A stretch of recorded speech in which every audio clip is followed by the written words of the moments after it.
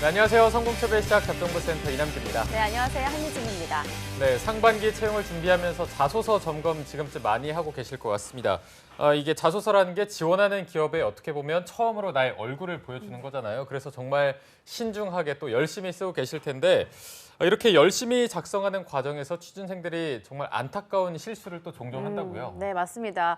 어떤 실수를 자주 하나 저희가 한번 살펴봤더니 회사명을 잘못 기입하는 정말 바보 같은 실수를 하는 경우도 흔하다고 하고요. 그리고 주어진 질문에 끼워 넣듯 답변을 작성을 하다 보면 동문서답을 하게 되는 경우도 많아서 인사 담당자들이 읽다가 그냥 포기하는 경우가 굉장히 많다고 해요. 네, 맞습니다. 이 자소서라는 게 자신의 열정과 개성을 꾹꾹 눌러서 담아서 쓰게 될 텐데 이렇게 실수를 하게 되면 얼마나 안타깝겠습니까? 네.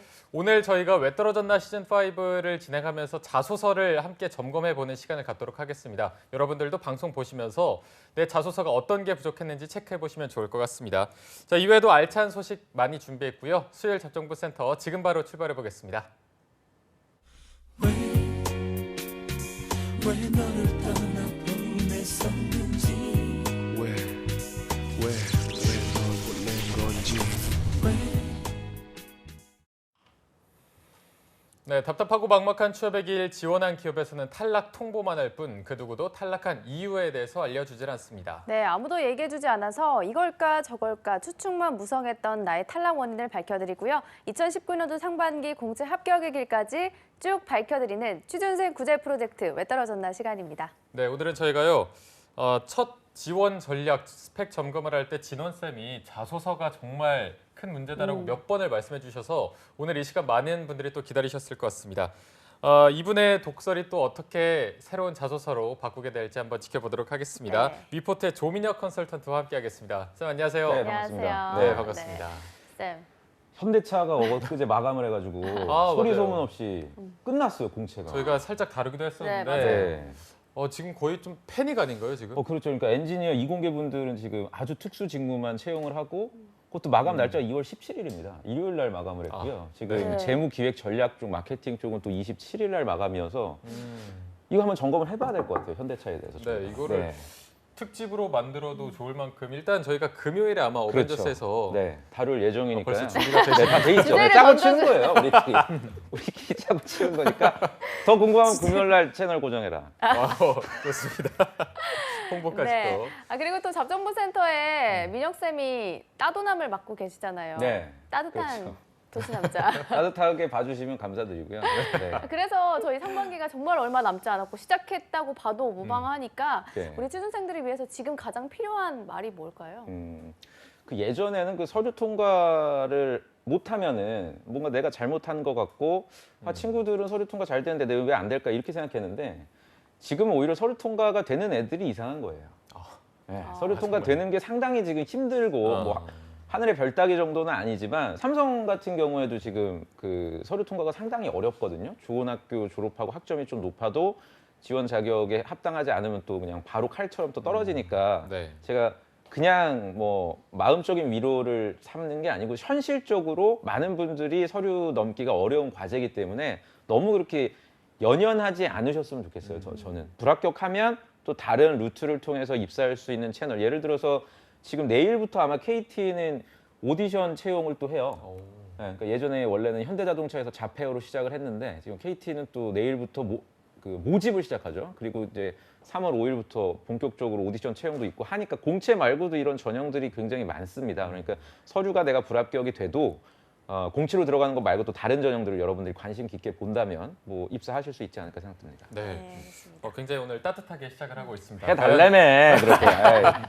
끝까지 벌써 끝날 것 같긴 하지만 일단 애정 어린 독설 한번 기대해 보도록 하겠습니다.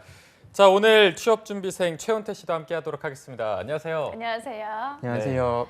네, 저희가 오늘 정말 기다리던 자소서를 점검하는 시간인데요. 네. 첫날부터 자소서에 대한 문제점들을 굉장히 많이 짚어주셔서 먼저 원태 씨는 본인이 자소서를 작성하는 데 있어서 특별히 어려웠던 점이 있다면 어떤 게 있었을까요? 저는 지원 동기 부분에서 가장 어려웠습니다. 먼저 기업에 대해 조사하는 것도 취업준비생 입장으로서는 힘들 뿐더러 현직자들 분들께서 알 수 있는 것들을 찾아내려고 노력하느라 애를 많이 썼습니다. 역시나 또 지원 동기가 많은 분들이 어려워하는 것 같습니다. 이 부분도 계속해서 하나씩 고민을 풀어가 보기로 하고요. 먼저 일단 민혁 쌤이 원태 씨의 자소서를 받아 보셨을 텐데 네.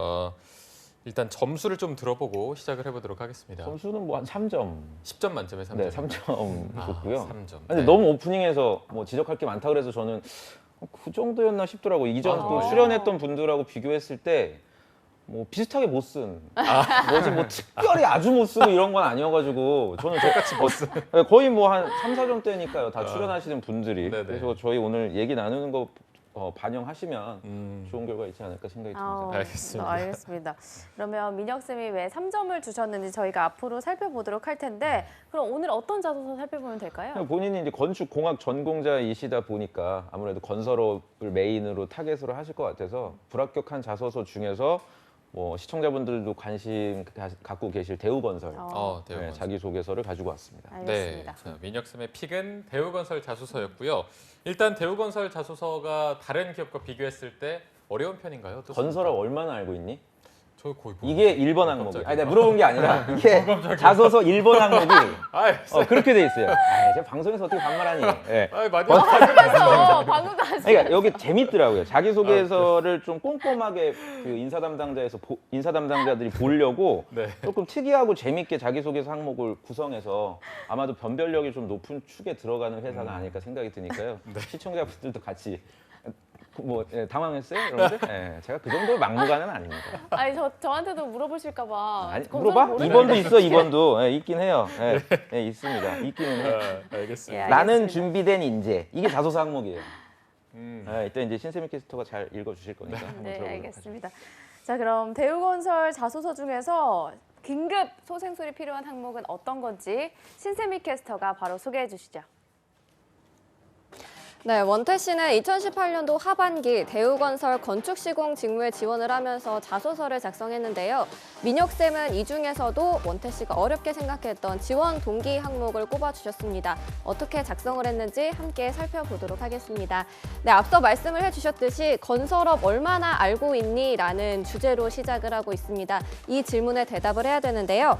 원태 씨는 아프리카에서 마주한 대우건설의 민낯과 또 간접적인 경험으로부터 직접적인 경험까지 이렇게 두 가지의 소주제로 단락을 시작하고 있습니다. 함께 내용 한번 살펴보도록 하겠습니다. 네, 기업의 이미지는 곧 나의 이미지다. 이것은 기업에 관심을 두는 저의 기준입니다. 아프리카 여행 중 보츠와나와 잠비아의 국경을 연결하는 대우건설의 923m 카중굴라 교량 공사 소식을 듣게 됐습니다. 현지인들에게 직접 들은 대우건설의 이미지는 그 자체로 사랑과 존경을 받는 기업이었습니다. 대우건설의 시공기술과 사회공헌이 그들에게 수차례 믿음을 준 결과였습니다. 이러한 긍정적인 이미지는 대우건설에 관심을 제공하는 역할을 했습니다. 따라서 건설의 교본이라 불리는 대우건설의 기술력을 배우고 익힌 후 기업의 일원으로서 사회에 더 큰 가치를 창출해내고자 도전을 하게 됐습니다. 이어서 간접적인 경험으로부터 직접적인 경험까지라고 시작한 소주제 단락은 건설업에 대한 이해도를 높이기 위해 관련 학과 또는 현직자 등 관심 있는 사람들을 대상으로 단체 채팅방을 직접 개설한 경험이 있습니다. 이를 통해서 건설업에 대한 기초 지식과 정보를 공유하고 습득했습니다. 이렇게 간접 경험을 겪다 보니 현장이 더욱더 궁금해졌습니다. 현장을 몸소 체험하며 느껴보기 위해 7개월간의 인턴십을 완수했습니다. 이 과정에서 건축시공 전문 지식을 함양하고자 건축기사와 건설 안전기사를 취득했고 무인타워 크레인 조종 면허를 취득함으로써 건설 현장에서 일용직 근무 또한 경험을 해봤습니다. 위 경험들을 통해서 건설업의 적성이 맞는지 확인하는 기회가 됐습니다. 이렇게 마무리했는데요. 원태 씨의 자소서는 어떤 점이 부족했는지 또 어떻게 고치면 좋을지 스튜디오에서 자세하게 짚어보겠습니다. 네, 실제로 그렇게 시작을 하네요. 건설업 얼마나 알고 있니? 이렇게 시작을 하고 있고, 자 이게 자소서라는 게 일기처럼 다음 날 보면 또 부끄럽고 이게 다른 사람이 읽어주면 더 부끄러운데 원태 씨가 지금 또 이렇게 공개하면서 보니까 어떻게 좀 쓴 것 같나요? 느낌이 오나요? 쓸 때까지만 해도 상당히 뿌듯한 마음으로 잘 썼다, 예. 너무 잘 썼다 이러고. 이 정도면은 붙지 않을까 싶을 정도로 만족을 했었는데 네. 지금 보니까 창피하네요. 어떤 부분이 네. 조금 아쉬웠나요? 일단 제가 생각해봤는데 제가 건축 시공임에도 불구하고 굳이 그 카준굴라의 그 토목 쪽 공사를 얘기할 필요가 있었을까가 생각되었고요.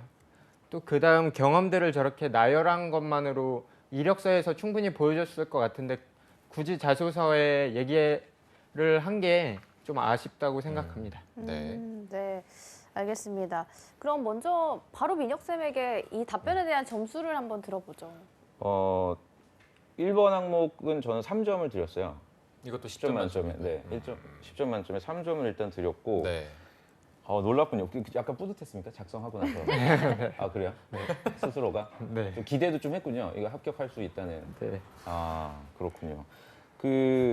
제가 사실 건축 전공자가 아니기 때문에 우리 몰라요. 잘 저도 이 분야에 대해서 원태 씨보다 당연히 제가 전공자가 아니라서 그래서 저는 이제 하나 사례를 제가 포스코에 있을 때 사례 하나만 제가 얘기를 드릴게요. 그러니까 제가 드리고자 하는 취지는 뭐냐면 엔지니어의 역할이 굉장히 중요하다는 거를 제가 좀 말씀을 드리려고 해요. 엔지니어가 얼마나 중요한지.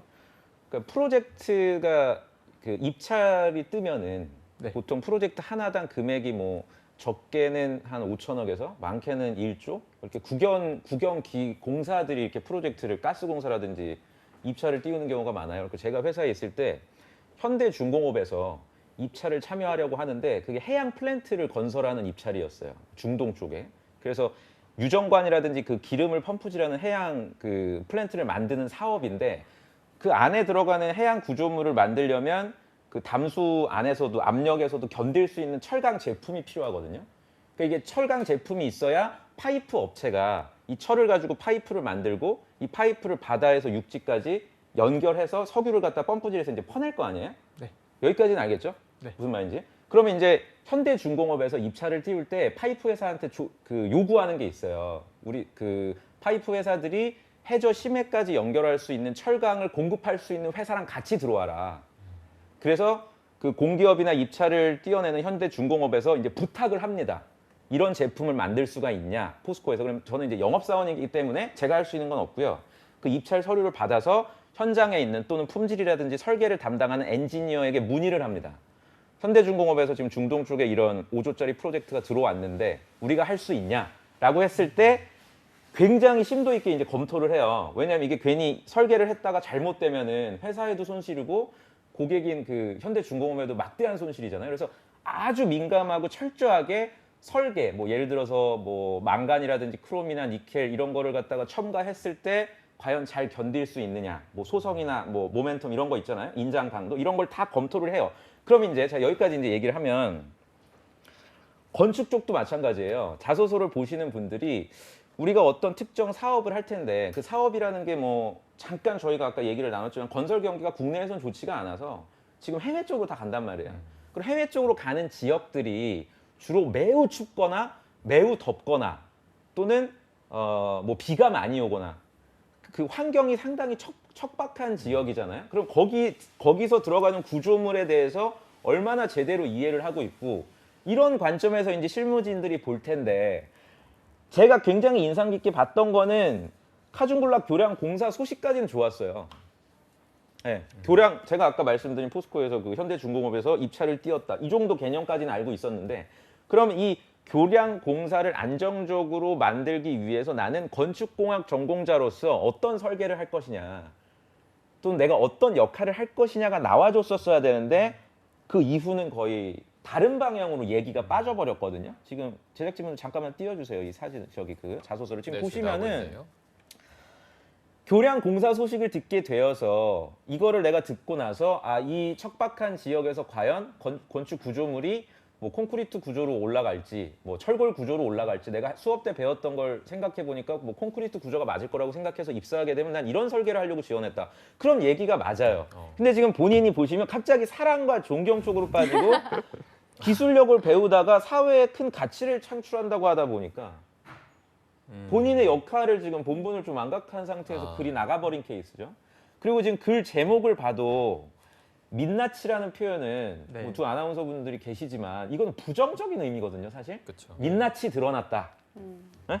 최원태의 민낯이 드러났다 자소서에. 이거는 좋은 의미가 아닌데 사실 이런 부정적인 의미를 또 자소서에 노출을 시키다 보니까 아마 자소서를 평가하는 인사 담당자들은 여러 가지 좀 불쾌하면서도 직무에 대한 강점이 좀 없어 보이나? 라고 생각하고 읽었을 것 같고요. 자, 그리고 두 번째는 그럼 이런 지원 동기를 과연 실천시킬 수 있는 지원자의 강점이 있을 것이냐. 그거를 이제 1번하고 2번에서 파악을 하는 건데 그것도 역시 경험 선택은 잘하셨어요. 2번에 보시면. 근데 약간 TMI입니다, 본인이. 제가 자소서를 2번도 보면은 불필요한 얘기들을 굳이 해줄 필요가 없거든요. 그러니까 채팅창을 직접 개설을 해서 간접적인 경험을 했다는 거는 이걸 굳이 최대 700자를 써야 되는 항목에 노출을 시켰어야 되나. 예, 영화 해바라기에 약간 김래원이 생각나는 굳이 이렇게까지 해야 됐냐. 예, 저는 이 내용 아예 아예 드러냈었어야 되고요. 뒤에 나오는 현장을 몸소 체험하며 느껴보기 위해 뭐 7개월간의 인턴십이라는데 이것도 좋은 경험이긴 합니다. 현장 체험 인턴십. 근데 이게 졸업하기 위한 뭐 요건이나 이런 거에 포함되어 있지는 않나요? 아니요. 현장 쪽 그건 인턴을 아니고, 예. 해야 된다 이런 거? 그러면은 설명이 좀 필요하거든요. 왜 내가 현장 쪽 체험 인턴을 하고자 했으며 기간은 7개월 정도 안에서도 뭐 좀 더 인상 깊고 뭔가 내 전문성을 건축공학 전공자로서의 전문성을 드러낼 수 있는 대표적인 경험 한 가지를 갖다 심도 있게 파헤치고 들어갔어야 되는데 정작 중요한 거는 한 줄로 끝났어요. 그냥 네, 현장을 몸소 체험하고 끝. 그리고 아마도 이미 이력서상의 이력서상의 기재를 하셨을 것 같은데 안전기사 취득하고 조종 면허 취득한 거를 굳이 또 자소서에 쓰는 좀 불필요한. 그러니까 정작 듣고 싶은 얘기는 많이 얘기를 안 하고요. 네, 좀 불필요한 얘기들이 많이 포함이 되다 보니까 읽는 사람 입장에서는 요게 좀 지원자의 강점을 우리가 확인하기는 좀 어렵다. 네. 특히 우리가 지금 하고 있는 사업을 해낼 수 있을까 엔지니어로서 이런 의구심이 들어서 아마 그게 모르겠어요. 아까 전에 지원 동기를 작성할 때 어려움이 있었던 게 어떤 그 현업에서 발생하는 이슈들을 파헤치고 뭐 이렇게 알아보는 게 어려웠다고 하시는데 그 정도로 디테일한 거를 원하지는 않거든요. 여기 그 뭡니까 카준굴락 교량 공사를 왜 내가 선택을 했는지에 대한 설명 정도. 그리고 뭐 추가적으로 아프리카를 여행했다고 하는 것도 이거는 별로 이런 얘기는 안 해도 되죠. 네, 대우건설 관련돼서 내가 기업 조사를 하다가 이런 사항을 알게 됐다라고만 해도 그러니까 아마 이게 작성하시면서 너무 많은 얘기를 좀 들려주시려고 욕심을 냈던 것 같아요. 그런 부분들을 좀 보완을 할 필요가 있어 보입니다. 원태 씨는 처음에 고민했던 게 이 카준굴라 교량공사라는 소재 자체를 좀 잘못 선택한 것 같다 했는데 아니요, 그거는 저는 괜찮고 제가 이 카준굴락 공사는 뭔지 모르는데 이게 만약 카준굴락 교량공사가 지금 대우건설이 굉장히 전략적으로 생각하고 있는 프로젝트 예컨대 제가 앞서 말씀드렸던 현대중공업이 중동 관련돼서 플랜트 해양 구조물을 만드는 사업을 포스코랑 같이 협업을 하는 와중에 철강의 어떤 인장 강도 높이는 이런 기술력이 중요해서 내가 재료공학과로서 이런 분야에서 강점을 발휘해서 이런 입사 목표가 있다. 이렇게 풀어주면 얘기가 끝나는데요. 그 설명이 없어요. 그러니까 카준굴락 교량공사는 그냥 제가 느끼기에는 죄송합니다. 그 대우건설하고 별로 관련이 없는 거 같아요. 네, 아마도 그냥 이렇게 여행하다가 이것도 사실 팩트예요. 네. 여행을 하시다가 교량공사를 듣고 대우건설을 입사해야 되겠다 이렇게 생각하셨다고요? 제가 볼 때 그거 아무도 안 믿을 것 같은데 아프리카 여행하다가 그때 소식을 들었고 네. 제가 그 전에도 이제 건축공학과다 보니까 관심이 많았어가지고 한번 제가 그 현지에서 한번 알아봤어요. 현지인들한테도 묻고 뭐 마트 같은 데에서 대우건설 직원분들이 장 보시더라고요. 그래가지고 그때 물어보면서 알게 된 겁니다. 여행 도중에 네. 여행하시다가 네. 그 여행 목적으로 갔던 거예요, 아프리카는? 다른 네. 목적은 아니고? 네. 세계 일주를 한 1년 넘게 그러시군요. 갔다 와갖고 제가 왜 변명? 적절한 소재는 아닌 것 같아요. 지원 동기에서 쓸 수 있는 뭐 아주 고생하시고 이런 거는 뭐 마음속으로는 인정을 하는데 이걸 지원 동기에서 엔지니어한테 뭐 만약에 예를 들어서 대우건설의 CSR 분야 사회공헌팀을 지원한다고 하면은 합격해요. 그렇게 말씀하시면 너무 좋잖아요. 사회공헌을 갖다가 어디 근거리 지역인 중국이나 이런 쪽 선진국 뭐 미국으로 가지 않고 아프리카로 내가 갔다가 야 대우건설이 이런 활동까지 하더라. 그래서 사회공헌적인 내가 어떤 이런 활동들을 뭐 입사하면은 직원들에게 전파시키고 교육시키고 운영하는 프로그램을 기획해야겠다. 그럼 CSR 사회공헌팀에서는 맞는데 본인은 대우건설 건축공학 엔지니어이기 때문에 예, 좀 방향 설정이 잘못됐다고 보입니다. 네. 네, 알겠습니다. 이어서 그럼 두 번째 자소서를 한번 살펴보도록 할 텐데 네. 두 번째 자소서는 직무 역량에 대해서 서술하는 항목을 민혁 쌤이 꼽아주셨고요. 원태 씨가 어떤 식으로 답변을 작성을 했는지 이번에는 직접 본인의 목소리로 읽어주시죠. 역량 1. 현장에 대한 이해와 적응력. 100가지 이론보다 하나의 체험을 더 중요하게 생각했기에 현장에 직접 뛰어들었습니다. 그 현장은 광교 신도시의 주상복합 신축 현장이었습니다. 7개월 동안 선배님들과의 합숙 생활을 즐길 정도로 적응했고 현장 근로자에게 작업 지시를 하며 대화를 하는 중에는 소소한 행복도 느끼며 현장 체질이라는 것을 깨달았습니다. 또 작업 지시를 하다 보니 전문성과 주인의식의 중요함도 느꼈습니다. 내가 그들보다 더 넓고 깊은 지식을 알지 못했다면 내 리더십은 완벽히 발휘될 수 없다는 결론을 내렸기 때문입니다. 전문성을 키우기 위해 건축기사, 건설안전기사, 타워크레인 조종 면허를 취득함으로써 제 직무에 관한 열정을 보였습니다. 역량 2. 리더십으로 이끌어낸 소통과 협력. 지식재산 융합교육 특허대회를 위해 팀원들을 모집하고 이끈 경험이 있습니다. 다양한 학과들이 모여서 주제를 정하는 중 각자의 욕심으로 인해 얼굴을 붉히는 일까지 발생하였습니다. 먼저 격려와 칭찬으로 분위기를 반전시키고 토론을 통해 아이디어를 융합시키는 과정으로 중재자 역할을 수행하였습니다. 이 상황에서 모두가 수긍하도록 상하관계인 보스가 아닌 수평적 리더로서 의견을 제시하고 조율했습니다. 결국 자유로운 소통과 협력의 결과로 최우수상을 받게 되었습니다. 건설 현장에서 필수적인 위 역량들을 가진 저는 건축 시공 분야에 적합한 인재라고 자신 있게 말할 수 있습니다. 네. 자, 자소서를 이제 본인이 좀 직접 읽어봤는데 수평적인 리더로서 그런 게 다 실제로 있었던 일인 거죠? 예. 이 자소서는 좀 어떤 편인 것 같아요? 이것도 당시에는 잘 썼다고 생각했는데 지금 보니까 단어 선택도 잘못된 게 많은 것 같고 예를 들어 지시라든지 아니면은 죄송해요. 이렇게 하면 방송사고거든요. 아, 말을 해주셔야 저희가. 예, 지시 같은 단어들이 잘못됐던 것 같습니다. 아, 예, 알겠습니다. 중간중간 단어가. 네. 민혁 쌤은 어떻게 보셨나요? 네.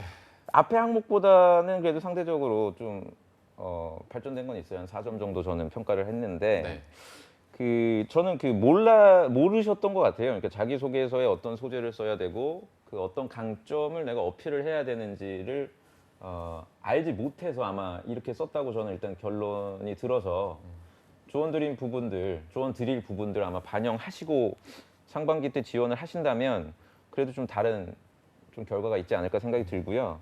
지금 이번 항목 같은 경우에는 앞서 얘기한 지원 동기를 실현시킬 수 있는 지원자의 어떤 강점이 있는지를 확인하고 싶은 거거든요. 그러니까 연결이 되는 거예요. 그러니까 1번 지원 동기 별도고 2번 뭐 내 전문성 보이는 항목 별도가 아니라 앞서 얘기한 걸 정말 실현시킬 수 있는 엔지니어로서의 강점이 있는지거든요. 그러면 일단 우선순위를 정하셨어야 돼요. 경험을. 예, 자기 나름대로 지금 역량 1, 역량 2인데 사실 역량이라는 거는 두 가지까지 필요하지는 않고요. 한 가지만 적어주는 게 좋습니다. 이게 700자 정도면 그렇게 많은 그 분량이 아니다 보니까 역량을 한 가지로만 저는 일단 압축을 시켜주시는 게 좋고요. 그리고 그러면 역량을 선택할 때는 어떤 기준으로 선택을 해야 되느냐를 알고 계세요 혹시? 역량을 내가 그러면은 지원한 직무에서 필요로 하는 역량을 어떻게 내가 선택을 해야 될까? 그게 이제 제가 면접에서 예. 보였을 때 가장 잘 보여줄 수 있는 최고 장점을 쓰는 게 낫다고 생각합니다. 그 보통 그렇게 생각해요 구직자들이. 그러니까 내가 생각했을 때 내가 잘하는 게 뭘까? 근데 그거는 복불복이에요. 면접관이 인사 담당자가 봤을 때 그래 우리가 원하는 역량을 대답했구나 이렇게 할 수도 있고 아니 굳이 왜 현지 적응력을 얘기하지? 이거는 누구나 다 가지고 있는 건데 라고 할 수도 있거든요. 그러니까 직무 역량을 파악하실 때는 내가 그냥 임의로 내 경험을 바탕으로 뽑아내지 마시고요. 아까 말씀하신 것처럼 현직자를 통한다라든지 이걸 객관적인 데이터와 근거를 가지고 와줘야 돼요. 가장 좋은 게 뭐 지금 아직 공채는 돌입하지 않았으니까 직접 해당 분야에 종사하고 있는 분들 한 명만 만나지 말고요. 한 대여섯 명이나 한 10명 정도 만나서 대화하다 보면 공통적으로 강조하는 것들이 당연히 전공일 거예요. 예, 야, 뭐 현장 가서 뭐 이런 거보다 그거 다 필요 없고 그거는 그냥 가면 하게 된다. 예, 군대 제대했어요? 예, 했습니다. 군대 제대하면 다 해요. 예, 누구나. 그러니까 그런 거를 어필하지 말고 차라리 네가 좀 뭐 어렵게 과제를 수행했다라든지 학교 다닐 때 또는 뭐 실패해도 좋으니까 너의 어떤 전문성을 가장 대표적으로 보일 수 있는 좀 난이도가 높은 과제를 어필해라. 이제 이런 얘기를 아마 할 거거든요. 근데 그거를 갖다가 먼저 들어놓고 현직자를 통해서 먼저 이제 들었을 거 아니에요? 그럼 그 내용을 먼저 써야 돼요. 지금 보시면은 최원태 학생 같은 경우에는 그러니까 지금 자기 얘기로만 구성을 했거든요. 지금 다른 항목들도 아마 제가 그랬던 걸로 기억하는데 내 얘기로만 쭉 가는 케이스예요. 네. 지금 물어본 거는 지원 직무 수행에 필요한 전문성을 갖추기 위해잖아요. 그러면은 지원 직무에 대해서 지원자가 어느 정도 좀 고민을 했나? 이 부분을 초점을 두고 평가를 할 겁니다. 그게 뭐 700자 중에 한 150에서 한 200자 정도? 그럼 아까 우리가 얘기했던 그런 소재들, 현직자를 만나서 데이터를 좀 알아보고 만나보니 이러이러한 거를 굉장히 중요시하더라. 현직자를 만날 시간이 혹시 뭐 시청자분들이 없다면 뭐 그 뭐죠? 블로그라든지 사보 같은 거 있거든요. 회사에서 발간하는 홍보팀에서 거기 보면은 뭐 이달에 뭐 무슨 대리님, 뭐 아프리카 어디서 근무하고 있는 뭐 나는야 엔지니어 뭐 이렇게 하고 나와요. 지금 어떤 일을 하시나요? 뭐 어디서 뭐 하는데요? 뭐 안 힘드시나요? 아 죽겠죠. 하지만 뭐 이렇습니다. 거기 내용들 잘 보면은 강조하는 어떤 것들이 있어요. 저도 꽤 오래전이긴 한데 그 포스코 사보를 봤을 때 어떤 여성분이 그 재선부라 그래서 가장 척박한 그 선공정에서 근무하고 있는 엔지니어인데 본인의 업무를 한마디로 정의를 해주세요 그랬더니 아기를 돌보는 거랑 같대요. 그러니까 아기가 혼자 자립할 수가 없으니까 24시간 깨어 있어야 되잖아요. 그러니까 자기가 고로를 정비하고 제어 계측, 관측을 정비할 때 퇴근은 했지만 계속 무슨 일이 일어나는지를 갖다가 현장에서 들을 필요가 있다. 뭐 이런 얘기를 하더라고요. 굉장히 중요한 얘기. 그러니까 이거는 구직자들끼리 맨날 대화해봤자 알 수도 없고요. 저도 몰라요 이제. 현업에서 나온 지 오래돼서 현장 사람들이 하는 객관적인 얘기들을 내가 들을 수밖에 없거든요. 그러니까 지금 공채를 여러분들이 앞두고 계시다면 사실상 경험은 고정 그 상수예요. 지금 바꿀 수가 없잖아요. 그러니까 바꿀 수 있는 변수는 제가 이렇게 강조드리는 뭐 작지만 그래도 객관적으로 듣는 정보들 그런 것들을 앞에다 넣어주시고 경험 선택을 했다면 어땠을까라는 좀 아쉬움이 있어요 저는. 네. 일단은 뭐 전공적인 역량을 보여주는 게 중요하겠고 현업자들을 좀 많이 만나라 이런 조언을 해주셨는데 저는 또 이제 원태 씨의 입장에서 궁금한 게 가장 최근의 경험이 1년 넘게 세계 일주를 갔던 경험이고 거기서 또 정말 본인이 많은 경험을 했겠지만 이 세계 일주 얘기를 자소서에는 쓸 수가 있을까요? 조금이라도? 세계 일주를 꼭 쓰고 싶어요? 맨 처음에는 쓰고 싶었는데 지금은 별로 쓰고 싶지 않습니다. 아, 네, 하도 많은 얘기를 듣다 보니까 별로 그렇게 얼마나 걸렸어요 세계 일주 기간? 총 384일 동안 했습니다. 가시게 된 목적은 이제 스펙을 쌓으시려는 건 아니고. 근데 저는 살짝 이런 생각이 있었습니다. 약간 제가 좀 차별화되는 모습을 보여주려고 이거를 제가 무언가를 하나 프로젝트를 하나 잡아서 하나 끝까지 수행해낸 모습을 한번 보여드리고 싶었어가지고 그것도 내포되어 있었습니다. 그게 우선순위라는 거죠. 네, 일단 건축 전공자로서의 어떤 전문성이나 네. 학점 관리나 뭐 졸업 논문이나 프로젝트나 이런 걸 먼저 보여주고 그 다음에 이제 말씀하신 뭐 세계 일주를 얘기를 하면 그러면 더 신뢰가 드는데 전공 관련된 내용은 일절 언급을 안 한다라든지 정작 중요한 내용들에 대해서는 언급을 안 하고 뭐 다양한 학과들이 모여서 주제를 여기 보시면 공학도로서의 느낌이 사실 드러나질 않아요. 이게 건축 전공자인지 아니면 뭐 문과생인지 이게 알 수가 없거든요. 동화 같은 얘기죠. 각자의 욕심으로 인해 얼굴을 붉히는 일인데 중간 과정 다 생략하고 격려와 칭찬으로 분위기를 반전시켰다.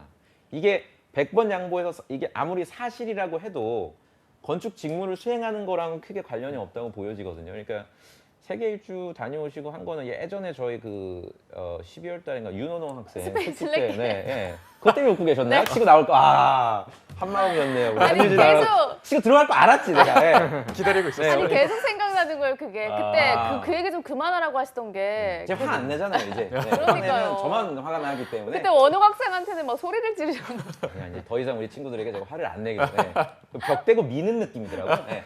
그래도 튀어나와요. 면접 가면 또, 네, 또 나오고 하니까. 네. 전국에 많더라고요. 또 세계 일주한 친구들이. 그럼 어떤 뭐 연합회 있나요? 세계 일주 연합회 이런 거? 있는 것 같기도 하고. 거기 가서 떠들어요. 네, 거기 가서 자소서나 이런 데서는 가급적이면 입 다물라. 입을 다물라. 알겠습니다. 또 네. 깔끔하게 알아주세요. 정리를 해주셨습니다. 그러면 이게 좀 통틀어서 건설 분야에 지원하는 지원자는 그런 직무와 관련된 거 그 공학도로서의 모습을 어필하는 게 가장 중요한 건가요? 가장 베스트죠. 제 학생 중에 그 여자분인데 작년에 입사를 하셨는데 하반기 때 그 여자 한 명 뽑았어요. 건축공학과인데 충남대학교인데 계룡건설에 입사를 했거든요. 네. 이 친구가 나이가 94년생이에요. 그럼 25이면 진짜 어린 나이잖아요. 그래서 경력도 없고 활동도 없는데 학점이 굉장히 좋아요. 그러니까 정말 내가 건축공학 전공자로서 자기 전공을 되게 좋아하는 거예요. 그거 말고는 어필한 게 없거든요. 그래서 이제 입사를 해서 근무를 지금 현장 쪽에서 아주 잘하고 네. 시공 쪽이에요. 네, 그 아저씨들하고 좀 갈등하고 이런 직무. 네. 그러니까 우선순위라는 게 그 네, 네. 친구는 세계 일주 안 갔다 왔어요. 네, 그냥 청주 토백이. 네, 그러니까 그 우선순위를 잘 정한다면 제가 볼 땐 최현태 학생도 원래 저기 강원도 분이세요? 그러면 아니요, 저는 일산에 살고 있는데 아, 학교 때문에 그러시군요. 갔습니다. 어쨌든 지방 국립대니까 이력상으로는 강점이 있으세요. 강원대학교면은 그런 부분들도 분명 면접 때 충분히 내가 소구할 수가 있거든요. 지방에서 어쨌든 현장이랑 그럼 그렇고 그 연고지랑 좀 떨어져서 생활했던 것들도 분명 있어서 좋은 이미지로 면접이 진행될 수 있음에도 이제 이렇게 뭐 일주 다니시고 뭐 이러면은 굉장히 곤란한 상황으로 갈 수밖에 없죠. 아, 오히려 이걸 쓰는 게 약점이 될 수가 있죠. 엔지니어 같은 경우에는 예를 들어서 뭐 최현태 학생이 농협에 지원을 한다. 그럼 저 이렇게 쓰라고 해요. 농협은 뭐 전공을 보는 게 아니니까 이 친구가 뭔가 자기 나름대로 고집도 있고 농협 지원하는 거면 세계 일주 쓰세요. 써보겠습니다. 지원하게? 네, 그럼 상관이 없는데 저 그 공대생인데 공대생 뭐라고 생각해요? 공대생은 해야 될 기술이라고 역할이 생각합니다. 해결하셔야 돼요. 솔루션. 본인이 해결을 해야 되는 역할이거든요. 영업사원이 해결하는 것도 아니고 그런 게 좀 느껴질 수 있도록 작성하셨으면 더 좋았을 것 같아요. 예, 네. 알겠습니다. 자, 오늘 민혁쌤의 솔루션을 좀 들어봤는데 자소서 작성하는 데 있어서 특별히 궁금하셨던 게 많았을 것 같아요. 지금 한번 여쭤보시죠. 먼저 제가 생각해 두었던 거는 그 말씀하셨다시피 그 학교 수업의 내용을 적어야 되는지 제 개인적인 내용을 적었는지 여쭤보려고 했었는데 해소되었고요.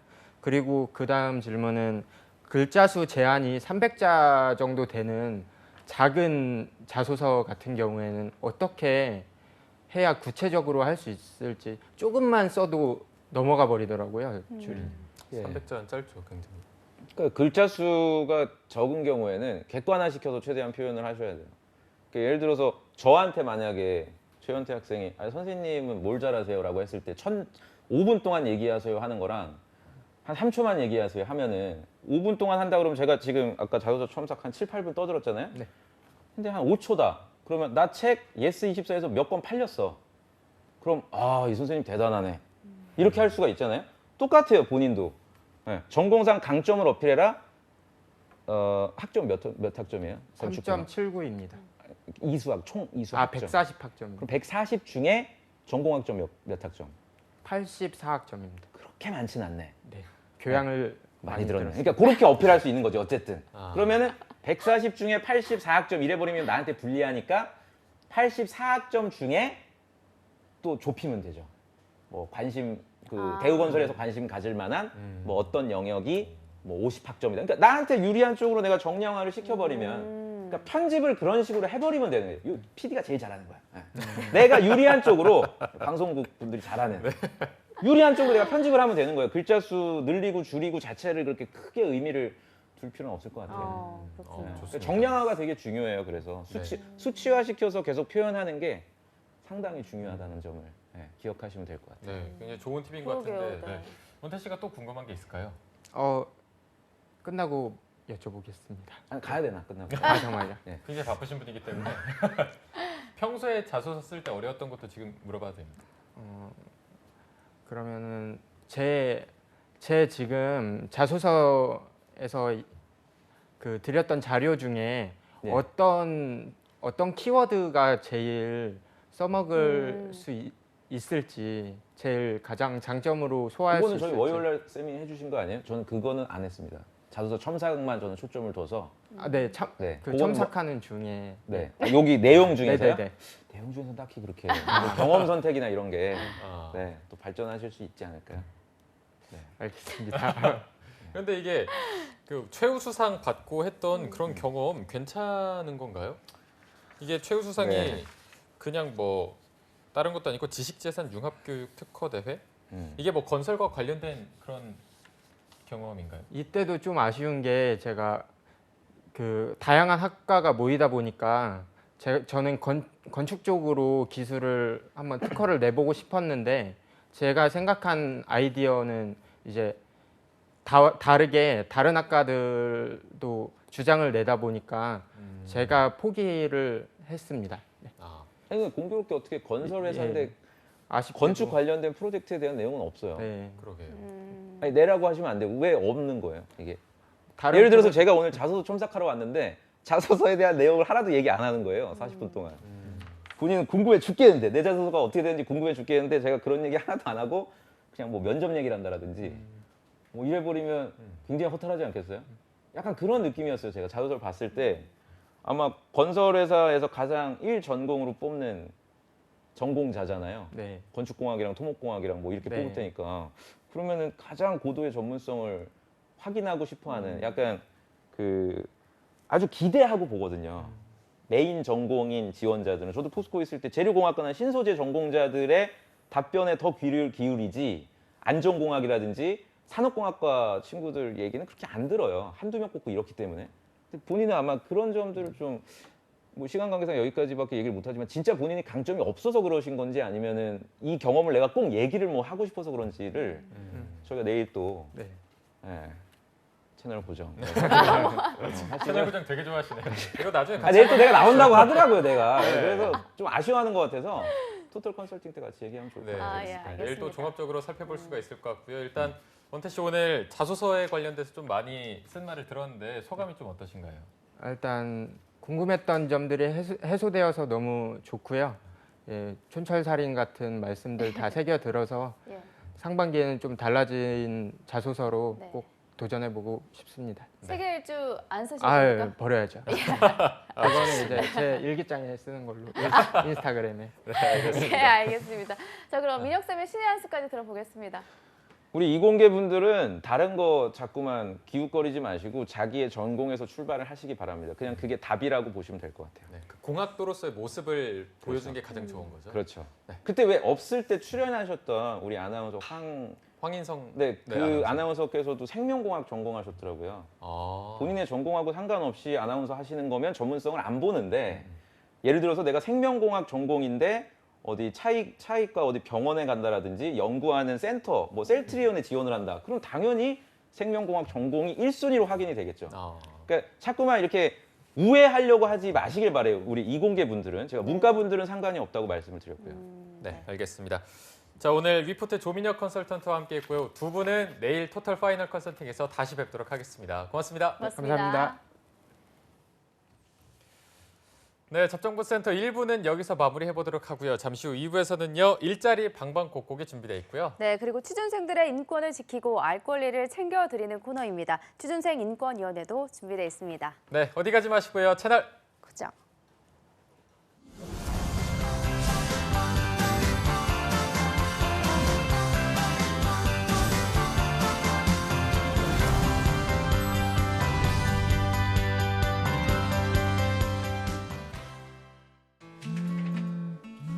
몸이 안 좋아져서 당분간 민준이 봐주는 게 힘들 것 같아.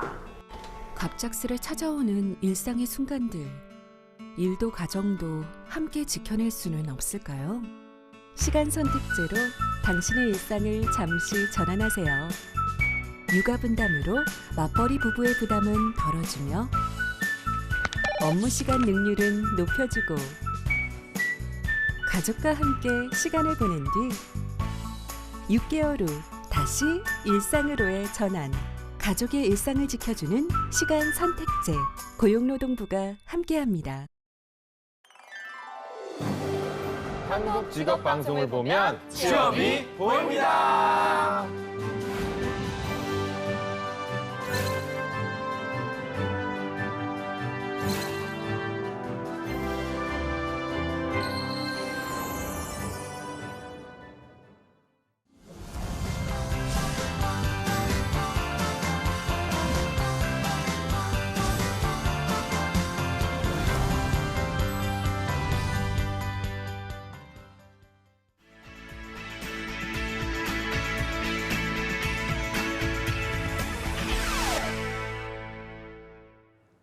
네, 매일매일 전국 각지의 생생한 채용 정보를 알아보는 일자리 방방곡곡. 오늘은 경기도 먼저 가보겠습니다. 수원고용센터의 이연자 주무관님 안녕하세요. 네, 안녕하세요. 수원고용복지플러스센터의 이연자입니다. 네, 오늘 어떤 채용 소식 준비하셨나요? 네, 이번 주 소개해드릴 구인업체는 수원시 팔달구에 위치한 주식회사 제니온입니다. 컴퓨터 시스템 통합 자문 및 구축에 대한 서비스 업체로 자바 웹 개발자 1명을 모집합니다. 직무 내용은 자바 기반의 웹 시스템 개발, 정부 정보의 프레임워크를 담당하게 되며 학력은 초대졸 이상, 경력은 관계없이 지원 가능합니다. 컴퓨터 활용 능력 우수자 및 인근 거주자를 우대하고 주 5일 근무로 급여는 연 2,400만 원입니다. 접수 마감일은 채용 시까지이니 관심 있으신 구직자분들은 워크넷 구인 정보를 확인하여 이력서와 자기소개서를 준비해 이메일로 지원하시기 바랍니다. 네, 경력 무관하게 자바 웹 개발자 1명을 채용하고 있습니다. 관심 있는 분들은 우대사항 잘 체크하셔서 지원하시기 바랍니다. 주무관님, 바로 다음 소식도 알아볼까요? 다음으로 소개해드릴 구인업체는 화성시 방교동에 위치한 주식회사 용현DN입니다. 건축 및 토목에 대한 안전진단, 건설사업 관리 및 시설물 유지관리 업체로 안전진단 캐드 직원 1명을 모집합니다. 직무 내용은 토목 구조물의 안전진단 관련 캐드 작업으로 경력은 관계없이 건축설비공학을 전공한 분은 지원 가능합니다. 캐드 능숙자 및 컴퓨터 활용 능력 우수자를 우대하며 주 5일 근무로 급여는 연봉 2,400에서 2,800만 원입니다. 접수 마감일은 채용 시까지이니 관심 있으신 구직자분들은 워크넷 구인 정보를 확인하여 이력서를 이메일로 지원하시기 바랍니다. 네, 안전진단 캐드 직원 1명을 채용하는 구인건으로 채용 시 마감되는 구직건입니다. 빠른 지원 바라겠습니다. 주무관님, 오늘 소식 고맙습니다. 고맙습니다. 네, 다음으로 서울의 박가혜 주무관님이 아니죠. 박혜솔 주무관님 연결해 보겠습니다. 주무관님 안녕하세요. 안녕하세요. 서울고용센터 박혜솔 주무관입니다. 네, 주무관님 오늘 채용 소식 알려주시죠. 네, 첫 번째 알려드릴 소식입니다. 서울 송파구 법원로에 위치한 주식회사 골든 엔지니어링에서 토목구조 설계 기술자 신입사원 3명을 모집합니다. 초대졸 이상의 학력이 필요하며 토목기사 자격증 소지자 및 컴퓨터 활용 능력 우수자를 우대합니다. 터널, 집안 설계 등 토목 설계 업무를 담당하게 됩니다. 급여는 월 250만 원 이상입니다. 접수 마감일은 3월 30일까지로 접수는 우편, 팩스, 이메일을 통해 이력서, 자기소개서, 졸업증명서 등을 제출하시면 되고 자세한 사항은 워크넷을 참고하여 지원하시면 되겠습니다. 네, 토목구조 설계 기술자 신입으로 3명을 채용하고 있습니다. 관심 있는 분들은 채용 마감일 맞춰서 지원해 보시기 바랍니다. 주무관님 바로 다음 소식도 알려주시죠. 네, 서울 동작구 노량진로에 위치한 주식회사 AK무역에서 총무 사무원 2명을 모집합니다. 고졸 이상의 학력이 필요하며 판매 채널 관리, 비품 구입 관리 등을 담당하게 됩니다. PC 및 전산 관리 경험자를 우대합니다. 급여는 연봉 2,400만 원 이상으로 면접 후 조정 가능합니다. 접수 마감일은 3월 31일까지로 접수는 팩스, 이메일을 통해 이력서, 자기소개서를 제출하시면 되고 자세한 사항은 워크넷 홈페이지를 참고하여 지원하시면 되겠습니다. 네, 총무사무원 2명을 채용하는 구인건입니다. 관심 있는 분들의 많은 지원 바라겠습니다. 주무관님 오늘 소식 고맙습니다. 감사합니다. 네, 지금까지 일자리 방방곡곡 경기와 서울 지역의 채용 정보 알아봤습니다.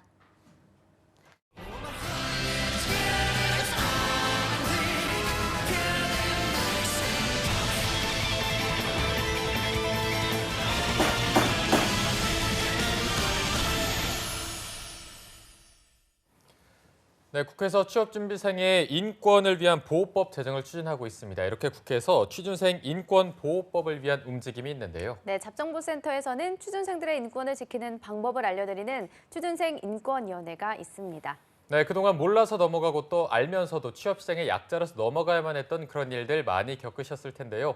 오늘 이 코너를 통해서 조금이나마 자기 권리를 당당하게 외칠 수 있기를 바라보겠습니다. 네, 오늘 도움 말씀 주실 취준위원장이자 안방 대감 트러스트원 취업 컨설팅의 송진원 노무사님 함께하겠습니다. 어서 오십시오. 안녕하십니까? 안녕하세요. 네, 그리고 또 2부의 도우미 신세미께서도 함께합니다. 안녕하세요. 안녕하세요. 네, 안녕하세요. 자, 송쌤이 월요일에도 활약을 해주셨잖아요. 네, 그때 네. 이제 지원 전략이나 스펙을 점검해 주셨는데 지금 이제 상반기가 1, 2주 정도밖에 안 남았는데 지금 시점에서 스펙을 쌓기는 좀 그렇고 네. 어떤 걸 하는 게 가장 좋을까요? 조언을 좀 해주시면 어떤 게 그래서 이제 있을까요? 뭐 자연스럽게 오늘 주제랑 비슷한 것 같아요. 요즘에는 뭐 3월 또는 9월, 그러니까 3월, 9월만 취업 준비하면 하수라 생각을 해야 돼요.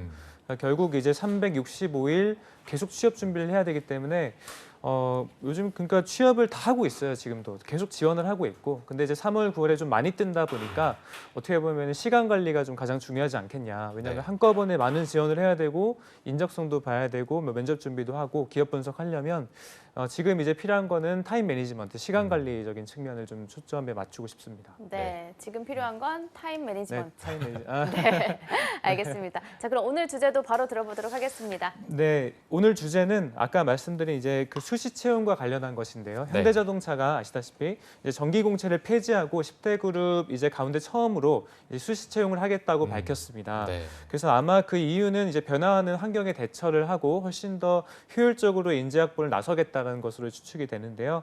실제 이제 주요 10대 기업 가운데 현대자동차가 이렇게 됐던 것은 이제 앞으로는 수시 채용이 훨씬 더 활발해질 것이고 다른 기업들도 이것들을 발판 삼아서 계속 수시 채용 늘려갈 거라고 좀 얘기를 해볼 수 있겠습니다. 네. 이렇게 되면 근데 이제 취업 준비생들에게는 이제 유리한 것도 있겠지만 불리한 점이 많은 거예요. 예를 들어서 이제 필요한 인력만 상시적으로 채용을 하고 즉시 채용하면 바로 일을 할 줄 알아야 되니까 신입보다는 경력직 중심으로 채용 시장이 넘어가는 게 아니냐라는 이제 것이 있고요. 그래서 우리는 이제 취업 준비생들 어떻게 이 난관을 타파할 수 있을 것인지 또는 어떻게 하면 이 난관을 잘 활용할 수 있을 것인지에 대해서 오늘 나눠보고자 합니다. 네, 오늘 한번 살펴보도록 하겠습니다. 자, 그러면 신세미 캐스터가 오늘의 안건 바로 소개해 주시죠.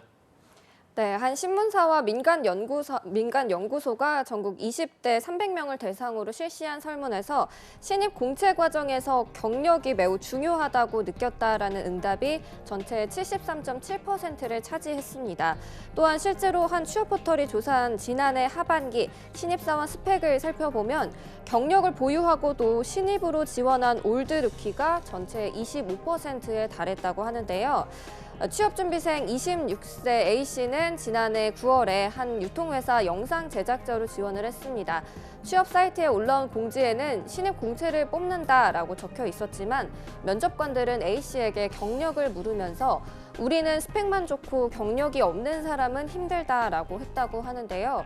또 뿐만 아니라 A씨의 스펙은 다른 지원자보다 훨씬 뛰어났지만 면접관의 질문은 경력이 있던 다른 지원자에게로 몰렸다고 합니다. 면접에서 결국 탈락을 면치 못한 A씨는 신입 공채는 신입사원을 채용한다는 게 아니라 경력자를 뽑되 월급만 신입사원 수준으로 주겠다는 것 같다고 토로를 했습니다. 또 웹디자이너 B씨는 1년째 구직 활동 중이라고 합니다. 경력이 없는 탓에 20번 넘게 본 면접에서 전부 떨어졌다고 하는데요. B씨는 이력서에 경력이 없다라고 적었지만 막상 면접에 가면 모두 경력을 물었다며 이럴 거면 채용 공고에 왜 경력 무관으로 해놓는지 이해할 수가 없다고 말을 했습니다. 그리고 또 C씨도 얼마 전 들어온 회사에 면접을 보러 갔다가 헛걸음을 했다고 합니다. 곧바로 실무에 투입할 사람이 필요하기 때문에 경력이 없으면 채용할 수 없다고 했다고 하는데요. C씨는 경력이 없다고 떨어뜨릴 거면 서류에서 걸으면 되지 않느냐, 이 추운 날씨에 오라고 해서 시간 낭비만 했다라고 말을 했습니다. 누구나 처음은 있을 수 있는데 죄다 경력자만 뽑으면 정말 신입은 대체 어디서 경력을 쌓으라고 하는지 모르겠는데요. 따라서 취준생 인권위원회 안건으로는 직무 중심의 채용, 신입인데 어떻게 경력을 쌓아야 하는 걸까입니다. 네, 알겠습니다. 올드루키 선호도는 이전부터 좀 기업들에 있어서 높았던 것 같긴 한데 네. 이번에 현대차의 상시 채용으로 인해서 다시 한번 불이 지펴진 게 아닌가 싶은데요. 네네. 그래서 이제 아까 이제 말씀드린 현대기아차 그룹이 도입이 됐지만 실제 이게 첫 번째 도입은 아니에요.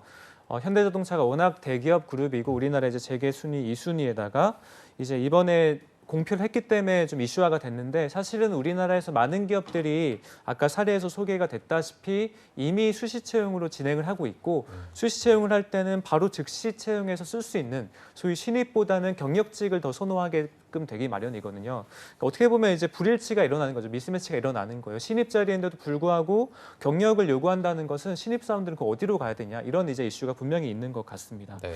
하지만 어쨌든 이게 법적으로 저희가 제재할 수 없는 부분이다 보니까 그럼 신입 취업 준비생들 어떻게 좀 준비해야 되는지 좀 말씀드리면 좋을 것 같은데요. 그래서 일단 여러분들이 아셔야 될 게 지금 대기업 중심의 공채라는 게 있잖아요. 3월 달하고 9월 달의 공채는 사실 일부 대기업들만 활용하고 있는 것이에요. 그러니까 그게 사실 우리나라를 대표할 수 있는 채용 트렌드는 아니다라고 봐야 될 것 같습니다. 그래서 이미 왜냐하면 대기업 공채는 정말 인원수도 많이 조금밖에 채용 안 할 뿐만 아니고 기존의 이제 기수제라든지 또는 이제 관례적으로 또는 로열티가 중심으로 된 그런 공채를 채용하는 게 이제 명목상으로 유지가 됐는데 기업 입장에서 봤을 때는 효율성이 낮은 제도는 맞습니다. 그래서 분명히 이제 수시 채용 그리고 경력 중심으로 직무 경력 중심으로 하는 시장으로 옮겨갈 건데 그때 이제 어떻게 해야 될지 저희가 봐야 될 것 같아요. 그래서 옮겨간다는 증거를 잠깐 말씀드리면 실제 한 취업 포털 사이트에서 인사 담당자 한 646명을 대상으로 시행한 이제 2019년 신입 채용 방식 설문조사에 따르면 그중에 이제 대기업 중에 59.9%가 그 정도만 이제 정기 공채를 한다라고 되어 있었고 21.6%가 상시 채용을 선택하겠다라고 답을 했습니다. 결국 5군데 중에 한 곳은 상시 채용을 진행한다는 뜻이죠. 근데 유의미한 포인트는 지난해하고 비교했을 때 정기 공채로 뽑겠다는 것은 비율이 이제 8.1% 포인트가 줄었고 상시 채용은 10% 포인트가 늘어난 수치라는 것입니다. 결과적으로 상시 채용이 훨씬 더 늘고 있고 공채는 줄고 있다라는 것이 이제 현 상황이라고 여러분들이 인지를 꼭 해야 되겠습니다. 네. 이런 것만 봐도 상시 채용, 수시 채용이라는 흐름을 저희가 어떻게 뭐 바꿀 수도 없는 거고 좀 받아들여야 될 텐데 이럴 때 취준생들이 어떤 식으로 대처를 하는 게 좋을까요? 그렇죠. 그래서 아까 이제 신입은 어떻게 경력을 쌓아야 되냐 이게 이제 주요 안건이었는데 네. 첫 번째로는 직무 전문성을 여러분들이 아셔야 될 건 한 번에 쌓기가 힘들다는 거예요. 기업에서 요구하는 그런 직무 전문성은 어느 정도 기간이 좀 축적이 돼야 됩니다. 그 말은즉슨 여러분들이 지금처럼 이제 4학년이 됐을 때 어느 직무를 골라야 될지 알고 하면 너무 늦은 거예요. 그래서 여러분들이 취업 준비는 최소 3학년, 1, 2학년 정도는 다양한 직무 경험을 해보시고 다양한 경험 해보시고 뭐 여행도 갔다 오셔도 괜찮아요. 근데 3, 4학년, 소위 3학년 때부터는 여러분들이 직무에 대한 확정을 어느 정도 하시고 그에 관련한 동아리 활동이라든지 연구의 경험 또는 인턴이라든지 직무 자격증 등을 준비하셔가지고 좀 기간을 늘리게 잡고 여러분들이 취업 준비를 해서 직무 전문성을 갖춰놓는 게 좀 중요합니다. 그래서 옛날보다 이제 스펙의 중요성은 좀 낮아지고 직무 이해도와 직무에 대한 준비가 얼마만큼 됐는지가 훨씬 더 중요하기 때문에 3학년 때는 이제 경험의 그 질보다는 양적인 측면에서 최대한 직무 관련 활동들을 많이 해놓는 걸 추천드립니다. 네.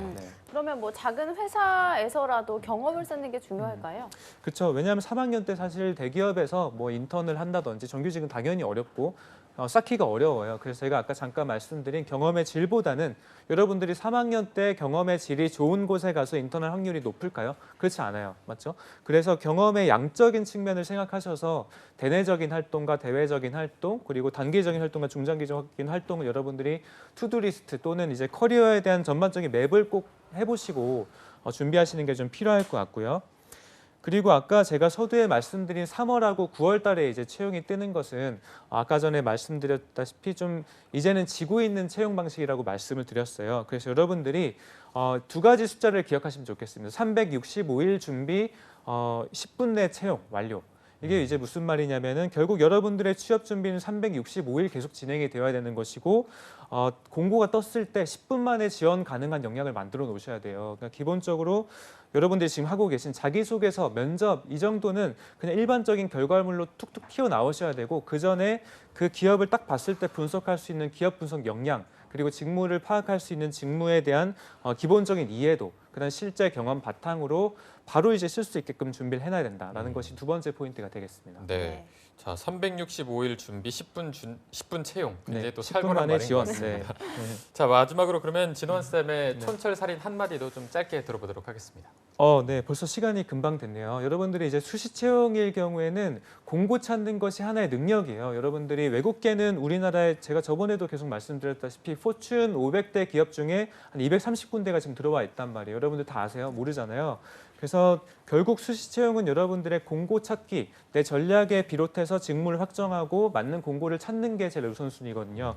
그래서 그 부분을 꼭 전략적으로 노려보시고 인적 네트워크라든지 또는 뭐 링크드인이라든지 비즈니스 이제 소셜 네트워크 서비스를 잘 활용하셔가지고 여러분들이 적극적으로 여러분들의 갈 곳을 찾는다. 그게 이제 취업 전략이라고 생각을 꼭 하셔야 되겠습니다. 그리고 잠깐만 말씀드리면 일단 정부는 무조건 수시 채용이 확대됨에 따라서 TU가 낮아질 수 있는데요. 정부는 무조건 이에 대해서 규제를 꼭 하셔가지고 모니터링 꼭 하시고 TU가 줄여지지 않도록 취업준비생들을 좀 위해서 도움을 주시기 바랍니다. 네, 알겠습니다.